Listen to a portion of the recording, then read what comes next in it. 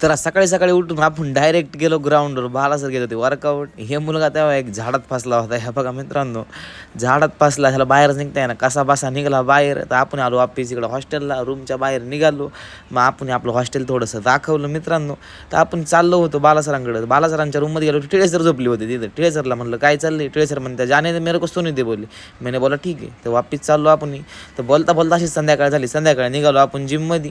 जिमच्या आतमध्ये पोचलो, तेवढ्यात आपल्याला बालासर भेटले.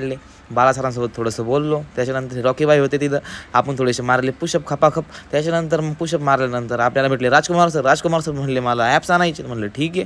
तर आपण मारली मुद्दल एका हाताने, तर छोटी होती तर मारली. त्याच्यानंतर विधाताने केली मोठी ट्राय दोन्ही हाताने, तर त्यांनी बी थोडीशी ट्राय केली. त्याच्यानंतर मी म्हटलं मी एका हाताने मारू शकतो, तर मी पण मारली एका हाताने मुद्दल. कसा वाटला आपला ब्लॉग नक्की सांगा. भेटू अशाच नवीन नवीन ब्लॉगमध्ये आपण मित्रांनो. 100% मुद्दल कशी मारली एवढं सांगा फक्त. आपल्या व्हिडिओला लाईक करा, शेअर करा, सबस्क्राईब करा.